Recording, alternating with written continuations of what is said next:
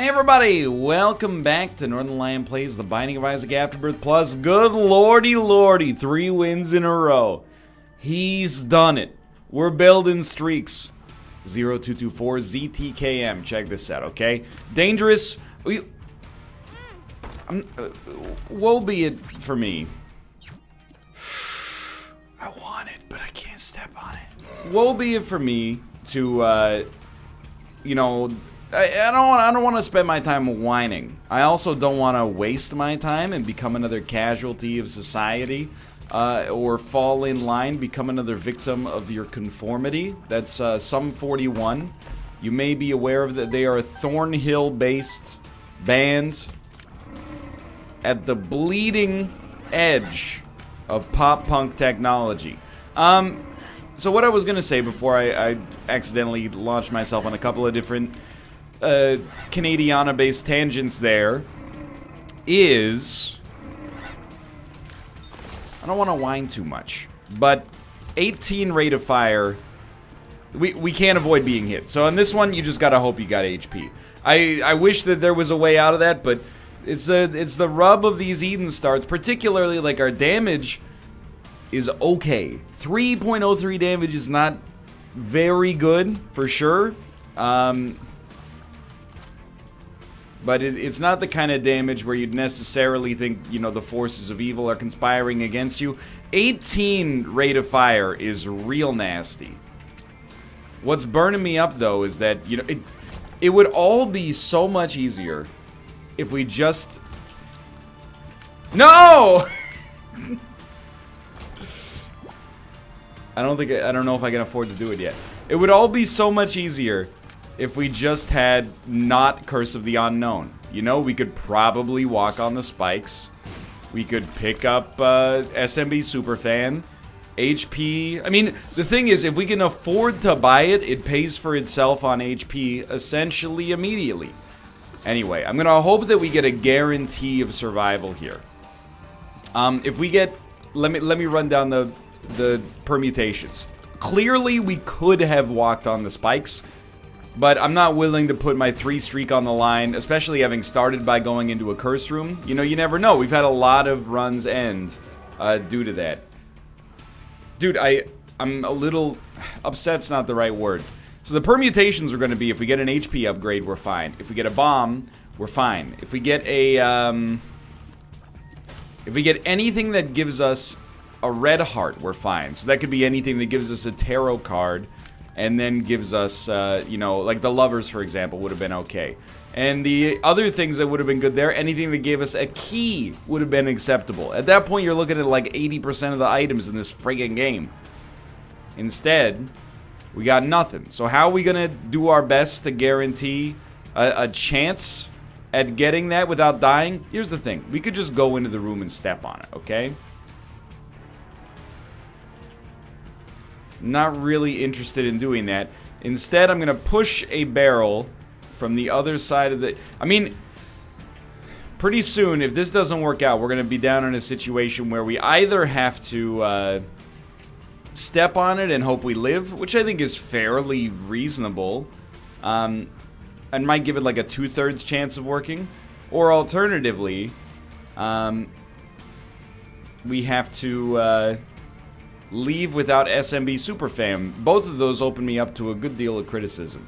So I'm just gonna make sure I'm in line with the stones. And then, you know what? Just in case, I'm gonna hit this one first. I still think is definitely the best location for a secret room potential, so let's give it a shot. There's still other ways out. There's not many. We really... I mean, this stinks, dude. I'm gonna step on the spikes. If I die, I die. But we lived. Oh my word. Okay. So obviously, like in hindsight, we should have done that earlier. But how are you supposed to... No, I disagree. I'm not gonna back down on that one. We made the right decision. I don't know how close we came to death, because SMB Superfam might have fully healed us, but the number of different That was like when a NASA launch goes wrong. It's like, well, all we gotta do is get an item room that doesn't have spikes. Okay, we got an item room that has spikes. All we gotta do is get a bomb. Okay, there's no bombs, even though there's 2 tinted rocks. Okay, all we gotta do is get an HP upgrade or something with a consumable from the boss. Just a vanilla range upgrade. Okay, all we gotta do is not have Curse of the Unknown. Has Curse of the Unknown. It's just like, okay, if one of the fires has a half red heart, we're fine. None of the fires have a half red heart. It's a disaster, dude. But we made it. I'm not complaining. I'm just, if anything, I'm just highlighting statistically the unlikelihood of that being our first floor. That was actually a really, that was a cool puzzle box that forced us to make a decision. And, you know, I'm pretty, I don't really mind getting hit since we'd already lost our deal with the Devil Chance. I'm just decompressing from the previous floor anyway. I'm pretty nihilistic when it comes to random chance, you know, or variance. Did we make the right decision? Probability is probably just a better way to describe it. Did we make the right decision? Yes. But very easily that could have been the wrong decision without us having changed anything about our approach to the situation. So, you know, you just gotta accept, there's no way for us to know. So, you know, there's no such thing as, I think, as a good gambler. If you're subject to the whims of probability, you know, you can be an astute gambler. You can know the percentages of what you're getting involved with, and beyond that, you could, I don't know, play games that give you an edge. I don't know, if you got a magnet under the table and you can make the roulette ball drop wherever you want, well, that's not really gambling, is it? That's, you're kind of taking me out of context ever so slightly here, I feel. Okay, big fan. Wheel of Fortune. Still no bombs. Still no bombs. Well, our DPS is bad. Like, it's bad enough that... Oh, we should play that twice. No, apparently it didn't matter. Now that we have bombs, actually a lot of my complaints are sort of forgiven here. Yo, like a lot of my complaints are forgiven here. Okay, we'd like to get a key, but now that we have bombs, that might be... that might give us secret room accessibility. Yo, this is incredible. Because now we don't have to spend a key to get into the shop, which is good because we have no keys. Nothing in here really interests me that much, but that did pay for itself, even though we probably didn't need to do it in the first place. Our damage is bad enough that I don't want to go too low on HP. Judgment. That's kind of what I was hoping for, was a demon judgment. Now I will immediately go back on what I said earlier. I was fishing there. That's okay. Now we do have a tinted rock. Do we have a tinted rock in here as well? No. So Spirit Heart would be amazing. I can afford, thankfully, to spend on this. And it's not really a big payout, to be honest with you, but that's okay. Sure, just, I mean, the Widow is a pretty, it's a blessed boss for us to be fighting, let's put it that way. And we kind of made it through here, I think. You know, delicate situations, 8 minutes for the first 2 floors, definitely is a more strategic Isaac run than you're used to. You know, a lot of runs you just... Not recently. Recently we've had a lot of runs, I don't want to call them cursed, but that have started from behind, you know? Above 10 rate of fire, it really starts to put you behind the 8 ball, especially because... you know, I used to have this preconception that, you know, Isaac's starting stats were average. It turns out Isaac's starting stats are actually pretty dang good. From a, yeah, I think I'm just gonna go. Pretty darn good from an Eden standpoint, you know? If you start with 10 rate of fire and 3.5 damage, you're not gonna hear me complain too much this day and age. Because we've had a lot of, like, you know, 16 rate of fire, 2.8 damage runs, which sounds, you know, incremental, but it makes a huge difference. Anyway, now we're relatively safe, especially if we can just pick up some red hearts, and the luck upgrade should be, you know, reasonably helpful in doing that. Cool. We're alive and relatively well. Definitely should have made a move a little faster. You know, like, I'm trying to win. I really am. We gotta make a big move here. Don't shoot, dude. This guy's gotta go first.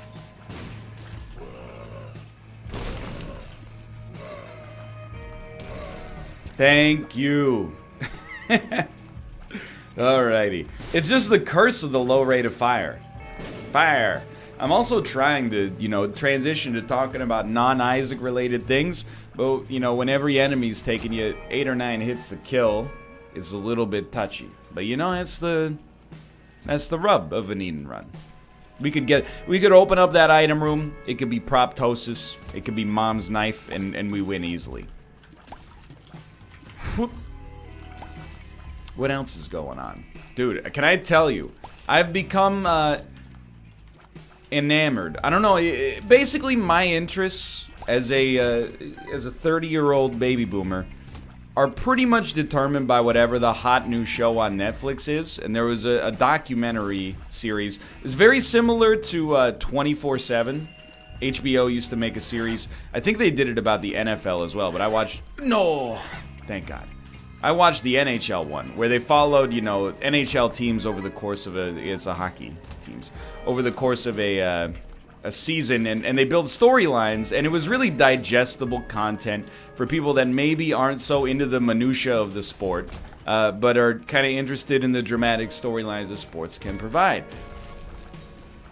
And, you know, it was a great thing, and then HBO either stopped making it, or NHL teams are like, we don't want to give you this level of access because we think it puts us at a disadvantage in the league, and then the show has been stopped for probably like 8 or 9 years now. But there's a documentary that came out called, it's an anthology series basically, called Drive to Survive. It's about Formula One. I don't binge watch anything really at this point. Is a very disappointing item room for us. But, you know, over the past 8 days, I've averaged like an episode a day of that. And for me, that's as close to binge watching as I get. And it's made, here's the thing, you know, I played, did I do this exact story recently? Anyway, I think so. Sorry, it's been a few days since I recorded Isaac. And other recordings on the schedule. Plus, I'm still addicted to Tetris 99. Anyway, I was looking it up in the freaking, you know, race 1 is in Australia. Starts at 10 p.m. Saturday. No big deal. Race 2 through 3000, they're all in Europe, which is great. If you're watching this and you're from Europe, more power to you. But for me, it means they start at 5 a.m. My time. Yo, I'm so dumb, dude. 5 a.m. my time on a Sunday morning, which means, you know, here's the thing. The Netflix series, it does a great job of distilling this stuff down. And it's built the storylines, and I kind of like, yeah, I would like to check this out. I'm going to watch Australia this weekend. But then there's like 5 months of only watching the replays on the internet, I guess. Which is okay. It's a good test to see if you're actually into it. It's hard though, right? Because like in the show, a 2-hour race is distilled to like less than 10 minutes, and they do an amazing job of behind the scenes building the storyline up before the race. You know, Will here, won't he? This is a big moment. He signed with another team. They have a rivalry. You know, they don't like each other, and this guy's like the chosen person to be the next #1 driver for the team. Blah blah blah. You get the general idea, right? I'm not trying to belabor the point necessarily. And then they show the race in 10 minutes, and you're like, wow, that was exciting. But I have to imagine that when you actually watch it, there's a lot of, like, after the first lap, it's just sort of like, well, it looks like he's gonna win. I will say, I think, it seems like a unique sport in that you could invest, like, millions and millions and millions of dollars, hundreds of millions, essentially, and then, like, 45 seconds into a race, you're just like, I crashed, and I'm just glad I'm not dead. I think it's a very strange thing. There's an idea, and I grew up with this idea. I had a lot of, because I grew up in essentially hillbilly central, for, you know, my neighborhood at least. A lot of my, well, that's rude, okay? You know, we as human beings, we're not,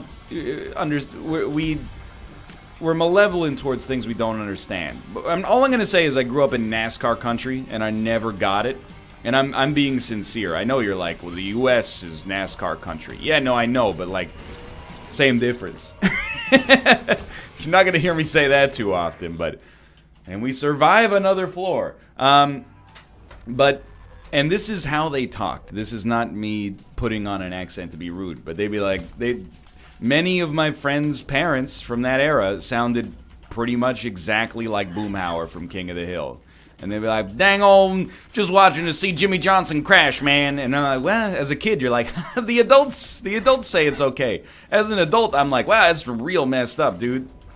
Don't let me, I mean, it's very easy for me to be the good guy in this situation, I guess. When I've, my hunch for watching, yeah, no, dude. My hunch for watching motorsport is that I don't have much of an interest in watching to see someone die. Now that the internet exists, you know, if I wanted to see that, I could, there's many avenues. And then I'll take you higher. Well, so I'm just gonna level with you. We're 16 minutes into this run. I hate it. We're constantly under threat.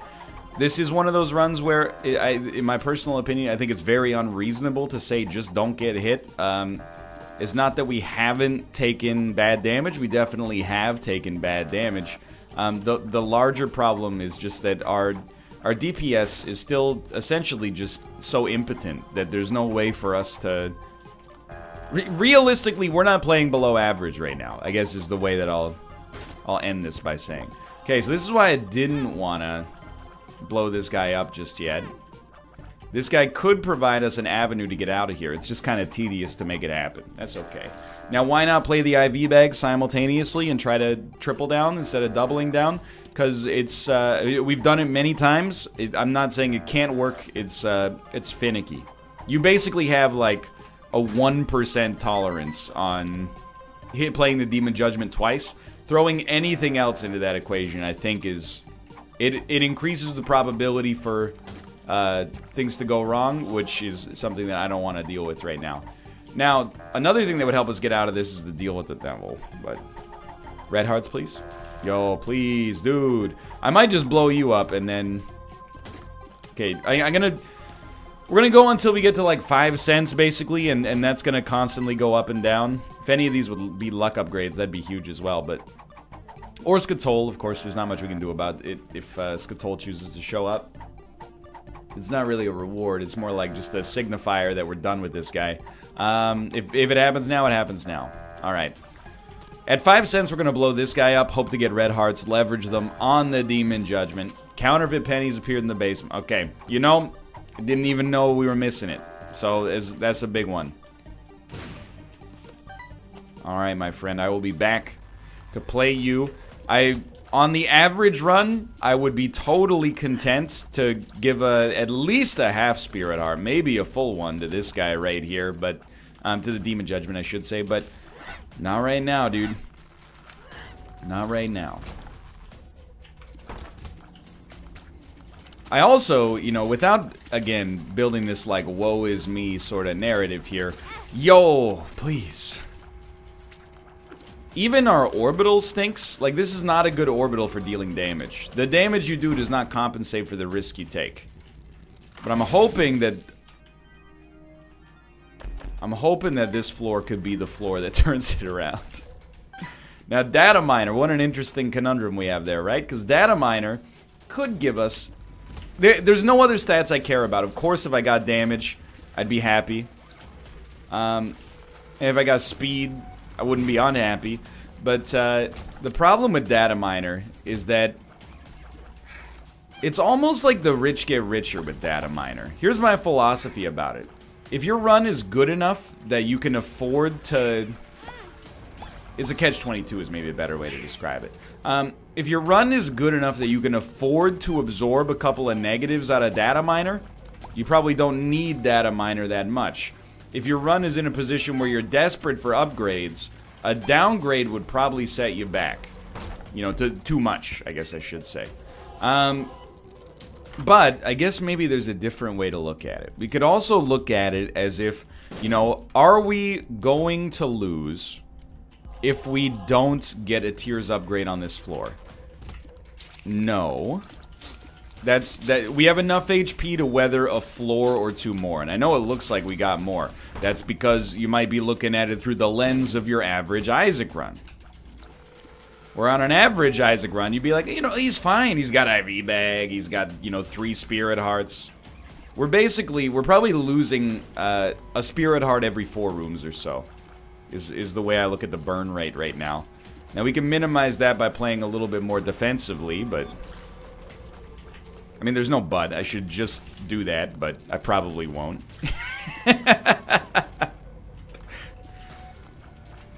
You know, it's hard, dude, because, I mean, it's not about, like, I've got pressing stuff in my real life. It's just, I want to get through the drudgery as quickly as possible, open up an item room, a boss room, or a deal with the devil, and start my ascent, hopefully.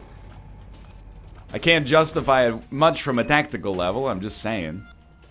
I mean, we're basically 2 floors behind, 4 floors into the game. And look at the orbital, it's so bad, dude. It's a real dangerous proposition we got for ourselves here. And still, no red hearts. All I want is a couple of red hearts, man. Thank you, thank you. Now we can play the Demon Judgment. And this could be the thread that starts to, you know, wind this whole thing together. This is an exciting run. It's also the first run of the day, so it's a big one for me. You know, I want to, especially, you know, I've been given a streak by yesterday's Ryan.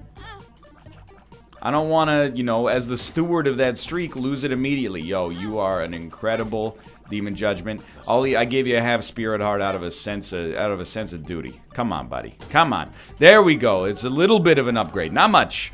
But now, what do? It doesn't stop now.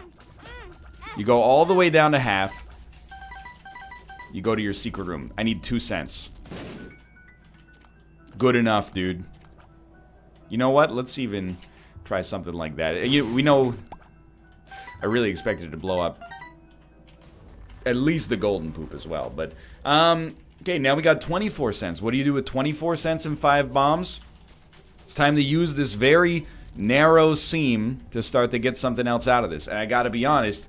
I think it has to start with the candle. For sure. And I think I'm just going to buy that. Now that's teleportation we can use to get us out of a bad room. IV bag is not necessarily bad. For sure. I mean, it opens us up to a lot more purchasing power. But we need offense above all else. Without offense, this run is totally screwed. Now, I may not be the best Isaac player. I think that's obvious. Especially over the past month or so. We have not been playing well.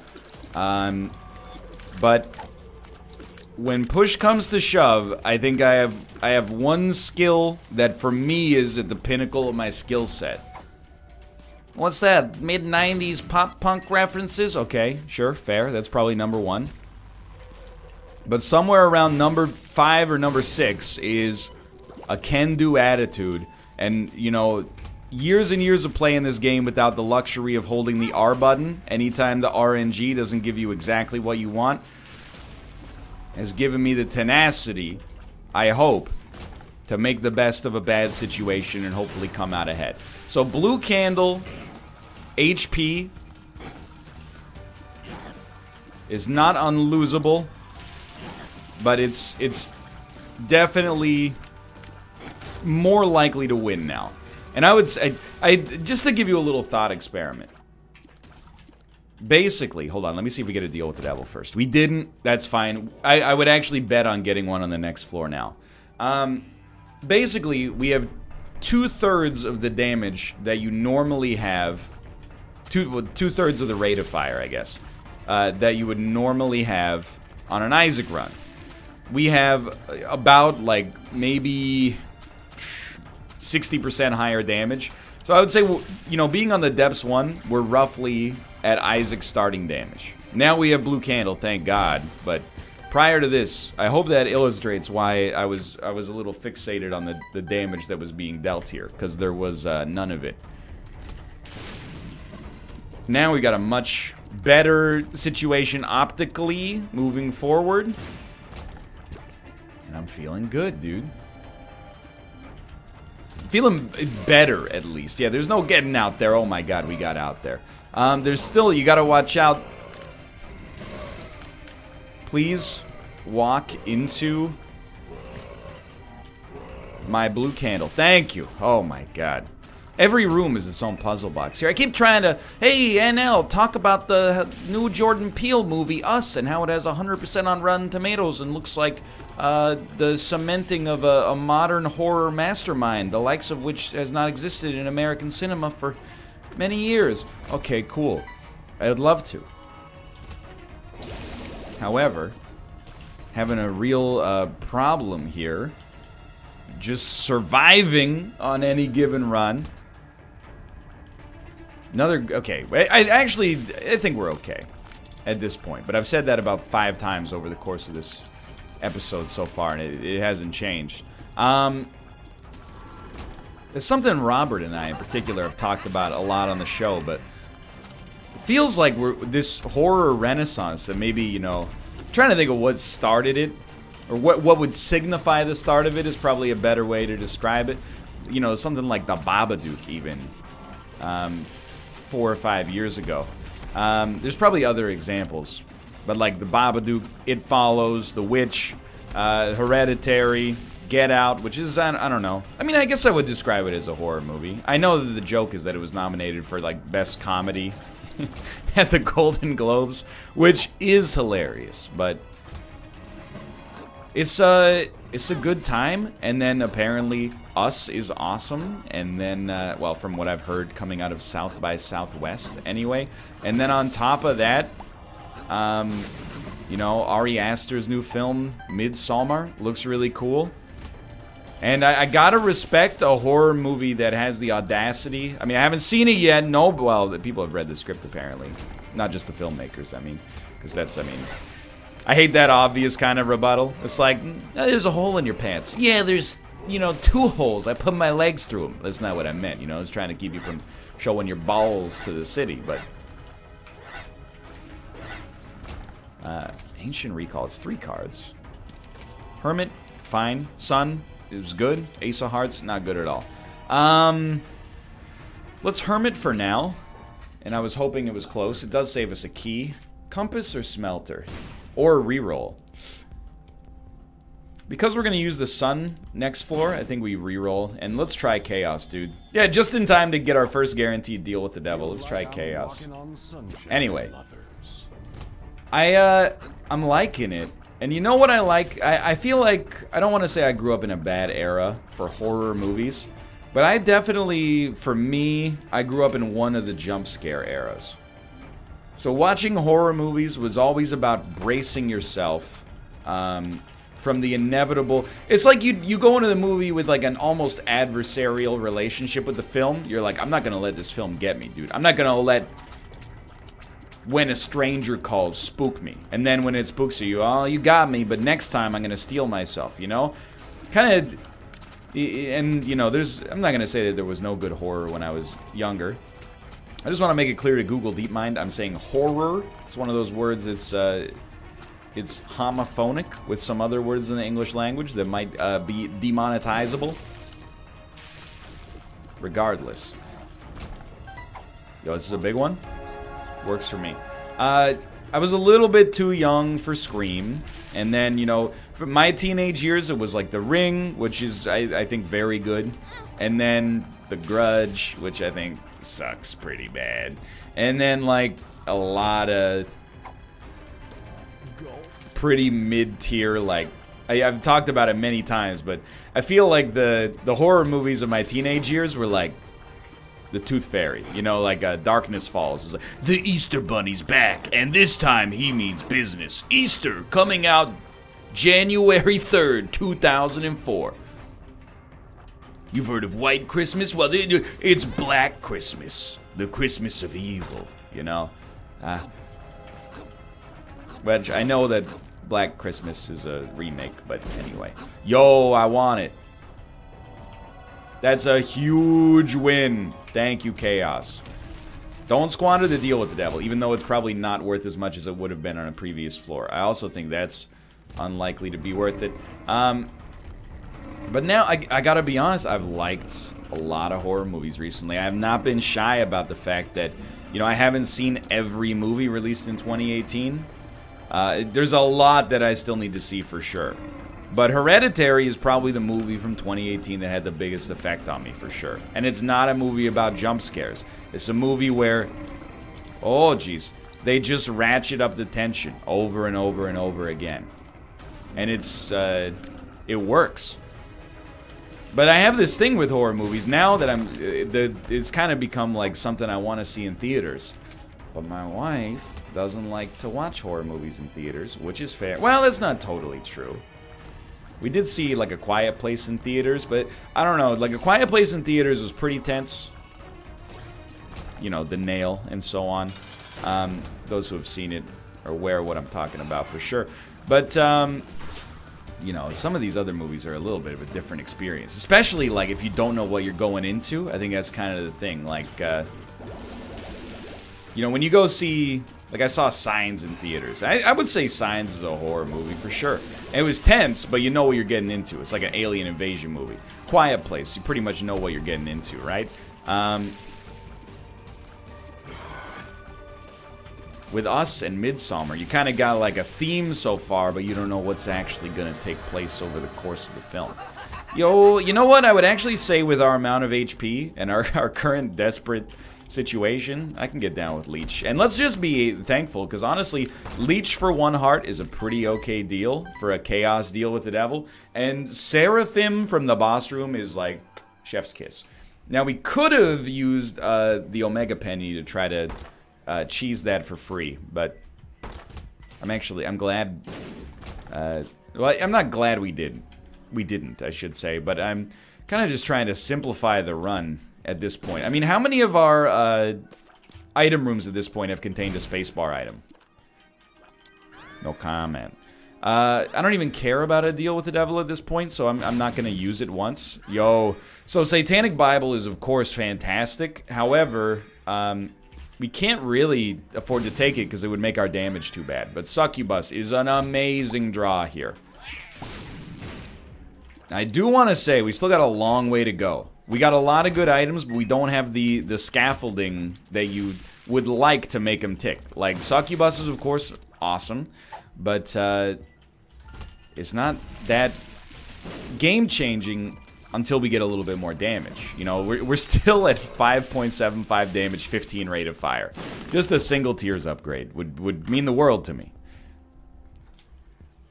Okay, I guess we're moving out of this floor. We should be thankful this is the fastest floor we've had in a long time. Anyway, all I'm saying is, Us looked awesome, but you never know, because I grew up in an era where there was, you know, M. Night Shyamalan was the most exciting young horror filmmaker. You know, he makes, The Sixth Sense is probably like one of the biggest surprise success film stories of the 1990s. Right? Comes out, everyone loves it. Star-making turn for Haley Joel Osment. Spawned is probably like the most, maybe the most or the second most iconic movie spoiler of all time. It's like that and Luke, I am your father, you know? And then Unbreakable comes out, and people are like, is still pretty good. It still bangs. People are still talking about Unbreakable now. In, you know, we're probably... I mean, we're probably 19 years past its release, right? And there's still Split, Glass, etc., etc. Now, not as much of an enduring legacy as something like The Sixth Sense, probably. Anyway, Signs comes out. Signs is like the first M. Night Shyamalan movie to be openly ridiculed. I still think that movie is very effective, but I get made fun of for that sometimes, although there are other Signs apologists. There's dozens of us out there. Still... every M. Night Shyamalan movie people are excited about, right? Then The Village comes out, and the reviews are like, meh. And then the audience reactions come out, and everyone's like, what? This sucks. So, and then Lady in the Water comes out, and people are like, this sucks. And then The Happening comes out, and people are like, dude, what? So, I think I really thought we could make it in time to pick up a single penny. For what? For what? I think I always brace myself for when the director is gonna, like, fall off, you know? Whenever there's a a hip young director who's been making good stuff, my brain is always like, all right, is the next movie the one where they're totally gonna squander all the goodwill? Have they run out of ideas? I'm not suggesting they're, you know, willfully doing it, but, you know, have they finally had their last good idea? But it appears that Us is working out, so I'm happy to hear it, dude. You know what I did watch on TV last night while playing Tetris 99? Geostorm. Have you heard of this movie? It came out probably 2 years ago. It was like 2016, maybe. Maybe 2017 even. And it stars Gerard Butler, who is on board what is essentially analogous to the International Space Station. The United States of America have completed an experimental weather-controlling project called Dutch Boy. And I didn't see the first 10 minutes of the movie, but it's one of the, it's so formulaic, you can just imagine it for yourself. And then, here's the thing, Dutch Boy, you know, it can control the weather around the world by using these, like, cloud-seeding satellites. Guess what? It's been weaponized. Now, someone within the US government has gone rogue, and they're using Dutch Boy to target other world powers with mega tornadoes, volcanic eruptions, and dare I say it, even the fabled titular Geostorm. The Geostorm is like the big bad. You know in Pacific Rim, when the guy who kind of looks like Rob Schneider looks at the portal and he goes, "Sir, there's 2 more kaiju emerging from the rift," and he goes, "What are the categories?" And he goes, "It's a category 5. And, you know, they're like, "We ain't ever seen a category 5. That's the Geostorm. They're like, "Geostorm warning incoming." Anyway, it's horrible. And that makes it amazing. It's actually, I would describe it as, is one of the, oh no, my deal with the devil. It's one of the best, worst movies I've seen in a couple of years, for sure. It's truly spectacular. It does the thing that I really thought we all made fun of The Day After Tomorrow. I've recently discovered that if you're about 5 years younger than I am, for whatever reason, it's one of those movies that people that are slightly generationally divided, they have different opinions of. Like Armageddon. People that are like 10 years older than me do not like Armageddon. I was like 13 when it came out. For some reason, Armageddon is like... It always shows up if you're like my age in those threads that are like, what's your guilty pleasure of a movie? People are like, dude, Armageddon. I could stay awake just to hear you dreaming while you're far away and queefing. In my Minecraft server griefing. I think that's The Day After Tomorrow. When I watched, I was like 16. It was 6 months after it came out, and I was like, dude, this sucks. But, you know, if you were 11 and you saw that, you might harbor some positive feelings, and that's just the circle of life. Anyway, they do the thing that we all made fun of The Day After Tomorrow for, which is there's literally a scene where people, pardon me, run away from the cold. You know, like, it's so cold, people are running, and then when the cold air touches them, they turn into, like, an ice statue of themselves. It's beautiful. I feel like Gerard Butler is, he's had a weird career, right? So Gerard Butler, you know, the first place I remember seeing him was Reign of Fire, back in like 2002 or 2003. And you might say, like, that's a cheesy movie. You're not wrong. But you know who was in that cheesy movie? Christian Bale, Oscar winner Christian Bale. You know who else was in that movie? Oscar winner Matthew McConaughey. You know who else was in that movie? Gerard Butler. Also, Isabel Scorupco, who I believe was a Bond love interest in GoldenEye? Anyway. So it's a pretty star-studded cast, and they've gone on to do good things. Gerard Butler, of course, probably his most iconic role has got to be 300 as King Leonidas of the Spartans. Get it, you watch hardcore history. Did you know they're not, in Greek, they're actually called the, Laconians? Anyway. 300 was kind of like star-making for him. What does he follow it up with? 2008 or 2009? Gamer. The movie where, in very futuristic virtual reality headsets, gamers across the world control real living prisoners in a blood sport deathmatch to...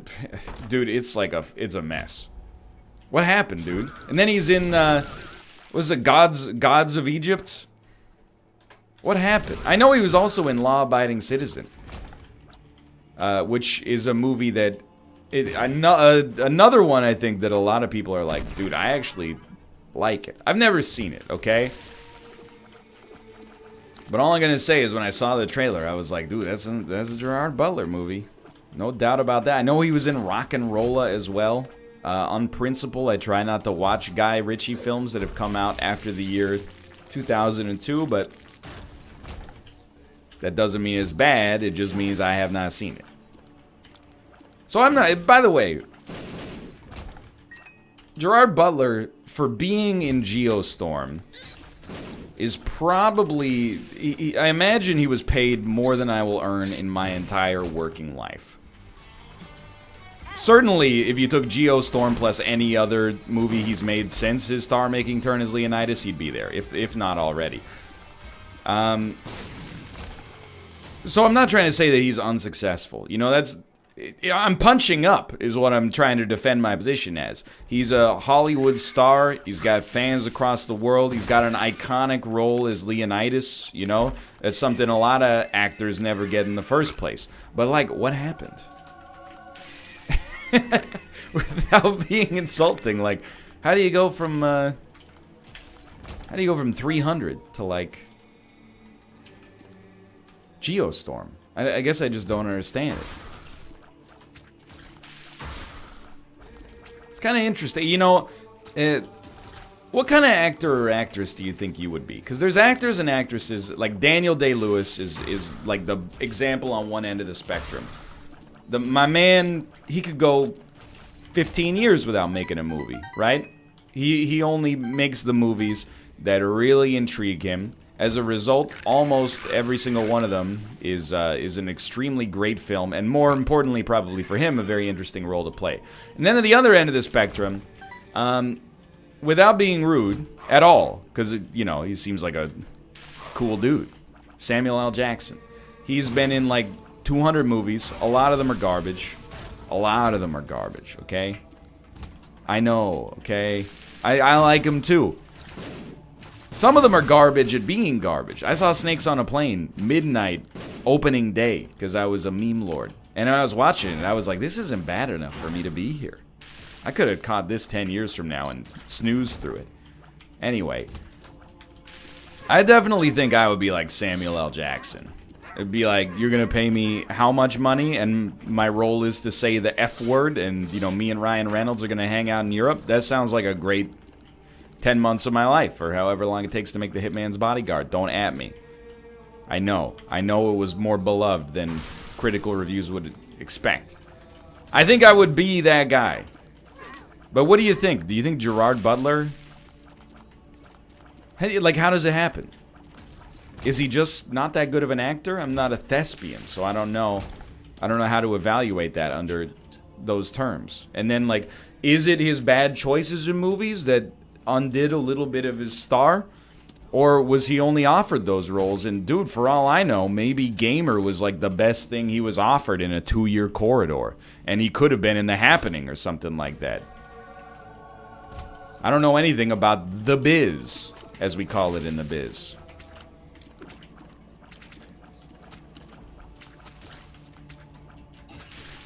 Beats me, dude. I'm not insulting Gerard Butler, I just want to make that clear.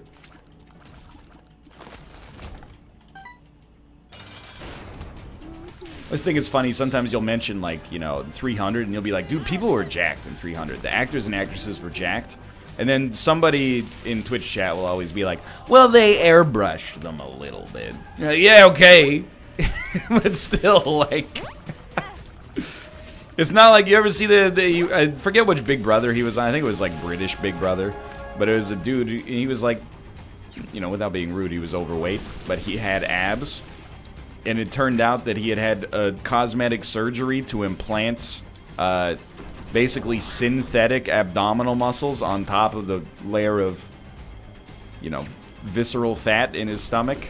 So he looked like a weird Ninja Turtle, kind of. With, again, that's kind of rude, but it's the best way I can think of to describe it. Is, you know, he had like GH gut, a big belly, but then also like a rippling 8-pack on top of it, made of carbon fiber or something. You know, there's a difference. Don't insult my good friend Gerard, Michael Fassbender, and other actors on the set of 300, please. So we're at 42 minutes deep in this run. What a world. And still, and that was really bad of me, but we're certainly not guaranteed a win. Leech, get him. This is a good time. Slow your roll. Let Leech get him. Can you just stop moving, please? Leech, eat him.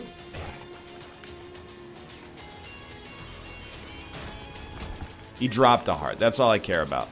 At this point, even if it takes us another 10 minutes to get through this floor, we have an obligation to ourselves, essentially, to not throw it away by being a fool. You know, we've done a lot of good work on this run. I honestly am pretty proud of myself. You know, not like, I don't have a swell of pride rising in my chest or anything like that, but I am like, yikes, pretty pleased with the way it's gone down. All we got to do is not ruin it, and we got a pretty good chance of piloting this one to a victory. But this is, it's been a challenge. I'm really hoping, you know, I'm going to knock out another one. I'm hoping, against hope, we don't low roll. Because, my God. Who would have thought? This is 2 low rolls simultaneously. It's a pretty bad seed except for HP. Like a pretty bad start, I should say, except for HP. And then also, our item rooms were predominantly useless, or I felt like they were too risky to try to take advantage of. Both, I think, are fair assessments. Yeah. Well, it's time to focus on Isaac again. I'm not sorry to say it, I'm just, why? I'll tell you why, okay? I thought that if I got in there and froze them... Again, very dumb. I thought if I got in there and froze them, Leech could eat them, and I would, in the end, garner more HP than I had lost. But it's very clear the juice is not worth the squeeze. Won't ask for this too often, but if we could get a single, like a second secret room full of red hearts. Okay, pills. A lot of gulps. Explosive diarrhea, very dangerous. Perks. One makes you small. Power pill's pretty solid. Is that the best? Definitely the best. Alright. Ideally, we can use power pill in a couple of different ways. One way is just to live when things are... We can use it as invincibility. I would prefer to use it to get to full HP, but in order to do that, we need a room full of tiny enemies, so... It's not really in the cards for us on this room specifically.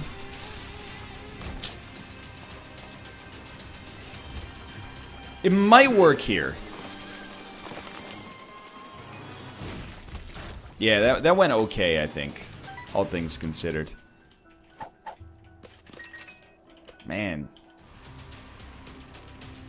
It's a long run, dude. I do want to say... Upon closer inspection, it's a little bit unfair to say this, but we do still have 15 rate of fire and 5.75 damage. It's literally like Synth Oil plus SMB Superfan. The only direct damage stat increases over the course of the whole run. Seraphim, Succubus, Blue Candle, all sorts of lovely stuff working out for us, don't get me wrong. Stuff that doesn't make the run easy, but at least makes it plausible.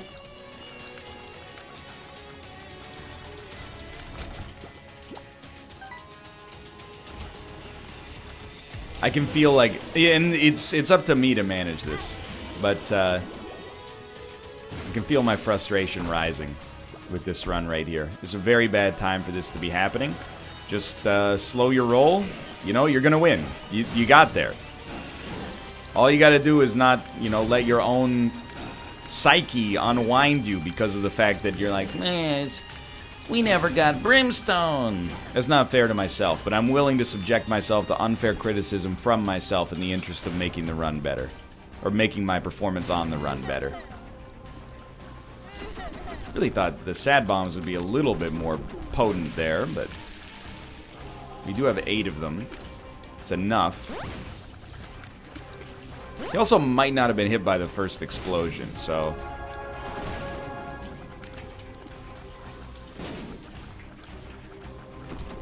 Well, we're gonna make it. This was probably one blue candle away from a loss, or maybe even a train wreck. For now, thanks for watching. If you guys have enjoyed the episode, if you did click the like button, it helps out a great deal. Of course, subscribe if you want to see more in the future. For now, thanks for watching, and I will see you next time. See ya!